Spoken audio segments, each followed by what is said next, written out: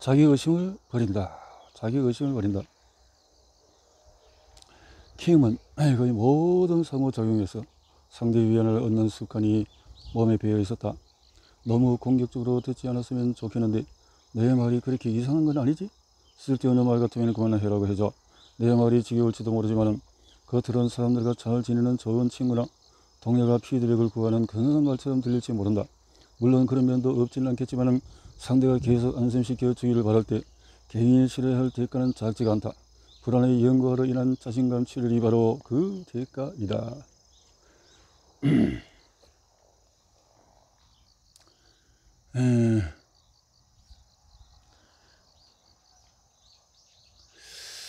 위안을 구하기에는 단기적으로 불안을 감소시키지만 장기적으로는 불안을 가중시킨다.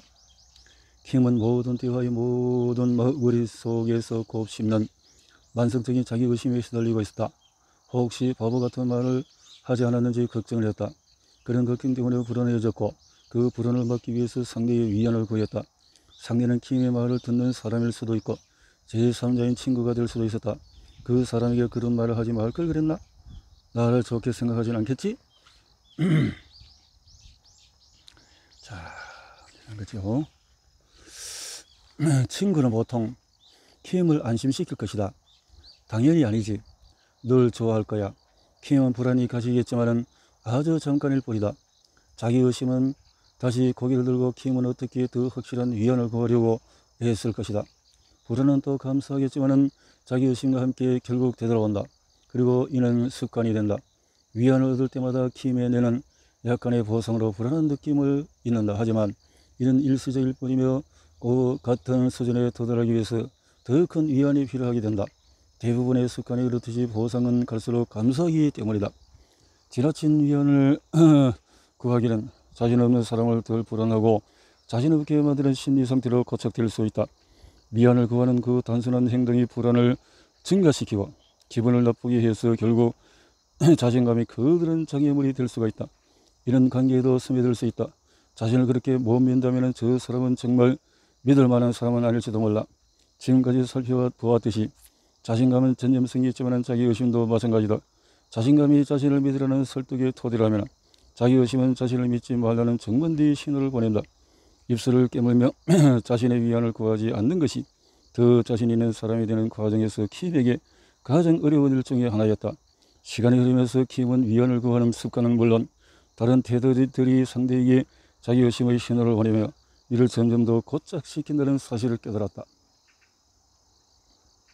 킴이 결국 인식하게 된 양상들은 다음과 같다. 사과를 너무 많이 한다. 사과를 미안해, 내가 원래 미안 일찍 전화했는데 해야 되는데 칭찬을 받아들이지 못한다. 아니야, 그냥 운이 좋았을 뿐이야. 문장을 제대로 끝맺지 못해서 질문처럼 들린다. 올바른 결정인지 확신하지 못해서 아주 작은 결정도 미룬다. 자기 비하적인 농담을 한다. 난 정말 멍청한가 봐. 내가 좀 엉망이지? 킴은 그와 같은 습관을 하나씩 떨쳐내야 했다.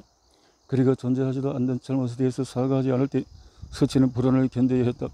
칭찬을 받을 때 웃으며 고맙다고 말하는 법을 배워야 했다.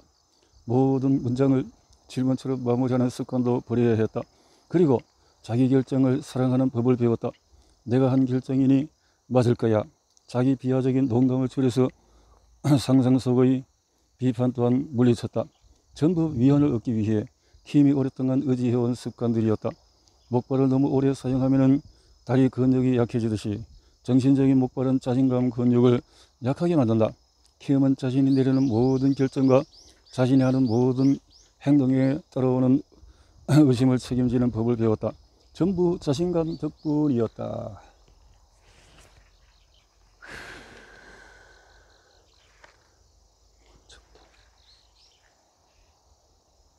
지나친 자신감은 어떤 모습인가? overconfidence.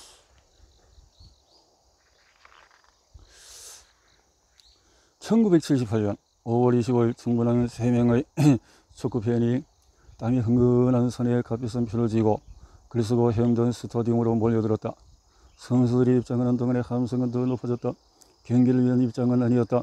사실 팬들은 코치인 엘리 맥클라우드를 보기 위해 모인 것이었고 선수들은 그 다음이었다. 선수들은 두 줄로 행군하는 군악대를 따라서 한 명씩 입장했고 다 같이 오픈탑 버스에 올라탔다. 버스는 스타디움을 한 바퀴 돈 후에 월드컵 결승을 위해서 아르헨티나로 출발했다.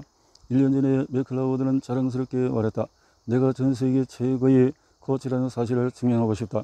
스코틀랜드의 월드컵 승리 후에 다음 계획을 묻는 기자의 질문에는 이렇게 대답했다. 이 자리를 유지할 겁니다.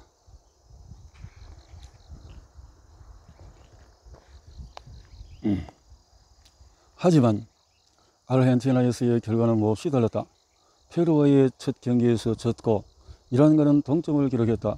그리고 네덜란드를 기적적으로 물리치기는 했지만 결국 탈락이라는 불명예를 안고 고국으로 돌아왔다. 실력이 없어서가 아니었다. 네덜란드를 이겼으니 실력은 충분했다. 자신감이 부족해서도 아니었다. 코치가 선수들에게 지나친 자신감을 불어넣었기 때문이다. 엘리 맥클라우드는 흔히 말하는 허풍쟁이였다. 그런 사람들에 대한 이론적인 연구가 있을 정도로 만연한 성격 행태 중의 하나다. 여기서 학업 능력에 대한 구체적인 연구를 하나 살펴보자. 연구팀은 청소년들에게 산술평균, 과사인, 1차 방정식 같은 16가지 수학 개념에 대해서 들어본 적이 있는지 물었다. 여기까지는 수학 초보자도 무리 없이 들어보았다고 대답할 수 있을 것이다. 하지만 연구팀은 서술 분수, 가정 비율, 고유수라는 실제로 존재하지 않는 3가지 용어를 포함시켰다. 10대 학생들은 각각의 용어에 대해서 얼마나 이해하고 있는지 전혀 들어본 적이 없다부터 잘 알고 있다, 완벽히 이해하고 있다까지 셋 중에 하나로 답해야 했다. 학생들의 대답이 바로 허풍의 척도였다. 존재하지 않으므로 들어본 적도 없는 개념을 얼마나 자신있게 이해하고 있다고 해다 하는지로 말이다. 놀랍지 않게 실험에 참여한 9개 영어권 국가 모두에서 남학생이 여학생보다 허풍이 심했다. 또 더 부유한 학생이 가난한 학생보다 허풍이 심했다. 그리고 북아메리카 학생들이 스코틀랜드와 아일랜드 학생들보다 심했고 영국과 뉴질랜드, 호주가 그 중간이었다. 연구 결과는 자신감의 모험을 강조한다. 허풍 떠는 경향이 있는 10대는 실질적인 문제 해결에 관해서도 더 자신 있는 모습을 보였다. 자신의 수학적인 지식도 강조했지만은 학교에서 허풍을 떨지 않는 학생들보다도 더 인기가 많다고 생각했고 어려운 문제도 더 끝까지 해결할 수 있다고 믿었다.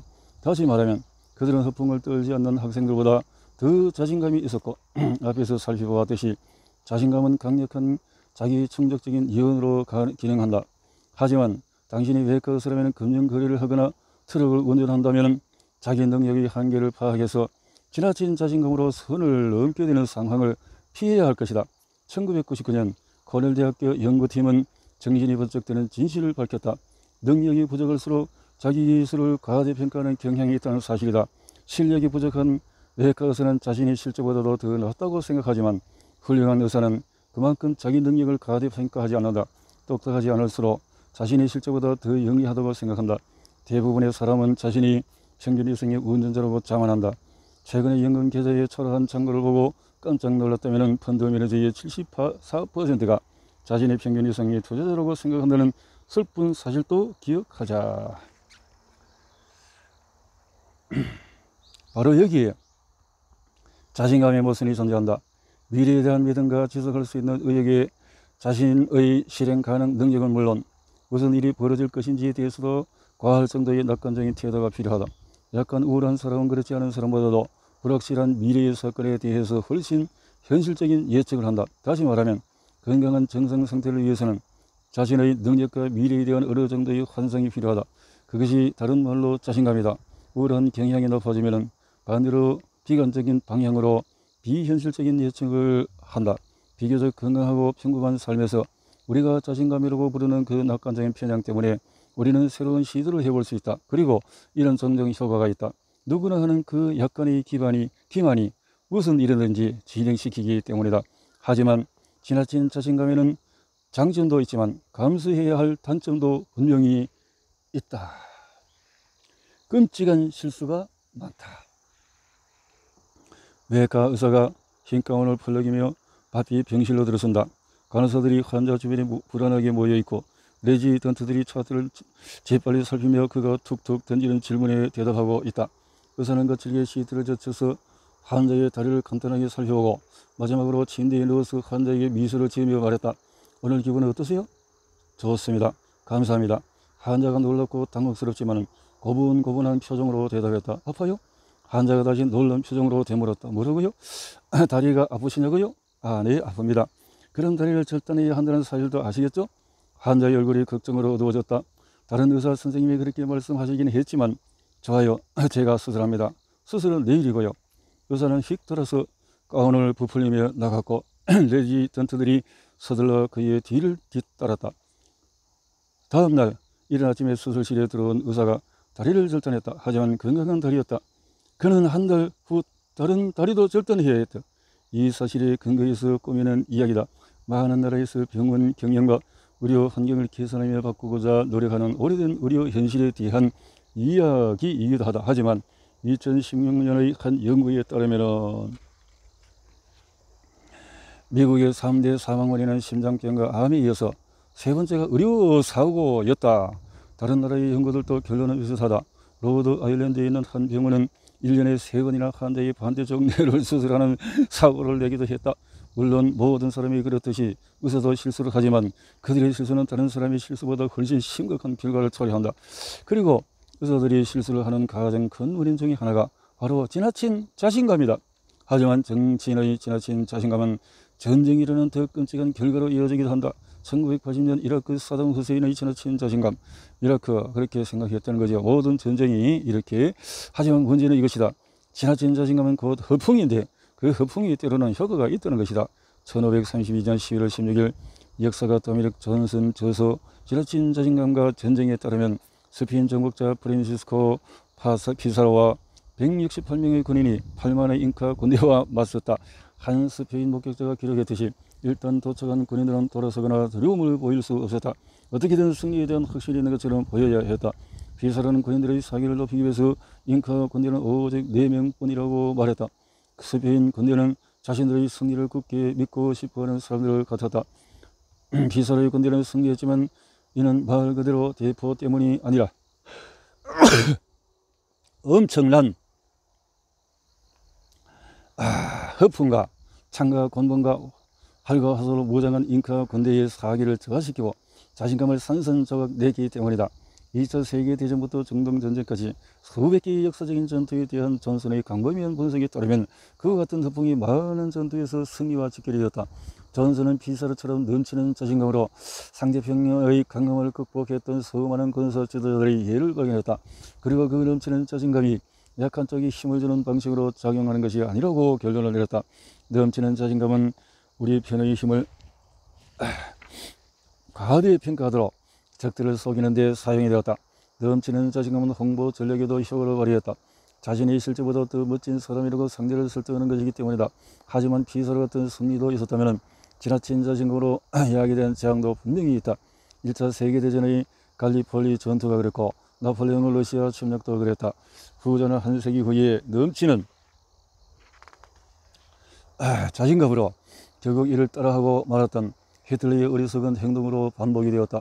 2007년 토론토 대학교 연구팀은 지질학자 527명을 대상으로 모의 석유 시추 실험을 진행했다. 연구팀은 지질학자들에게 실제라면 엄청난 자금이 필요한 그들의 노력이 좋은 결과로 이어지지 못할 수도 있다나 부정적인 증거를 조금씩 제공했다. 하지만 자신감 넘치는 지질학자들은 그 부정적인 증거를 보고도 탐사를 확대했다. 매몰 비용을 감수하고 잘못된 탐사를 포기하는 대신에 그들은 수백만 달러의 돈을 헛된 일에 계속 쏟아부었다. 자신감이 지나치지 않았던 지질학자들은 투자한 만큼 성과는 없는 연구를 훨씬 일찍 포기했다. 지나친 자신감은 세상에 대한 위험한 확신을 초래할 수 있다. 엄청나게 복잡한 현실에 지나치게 단순한 분석과 해법을 제시한다. 연구팀은 지나치게 단순한 사고가 극자 혹은 극우 정치인들의 특징이라고 밝혔다. 그런 급진주의자들은 컵에든 모래알갱이 숫자를 어림잡을 때조차 지나친 자신감을 보였다. 물론 사람들은 자신에는 외과 의사를 바랄 것이다. 하지만 그것이 지나친 자신감인지 아닌지 어떻게 한단 말인가? 여기에 딜레마가 있다. 적절한 자신감은 우리를 더 설득력 있고 능력 있는 사람으로 만들지만 과도하게 지나친 자신감은 엉뚱한 다리를 절단하거나 무시무시한 전쟁을 초래하는 어리석은 판단으로 우리를 몰아넣을 수 있다. 커다란 대가를 치러야 할 비극적인 실수들의 핵심이 바로 그것이며, 이는 너무 흔하고 익숙하게 제 발목을 잡는 일이 되기도 한다.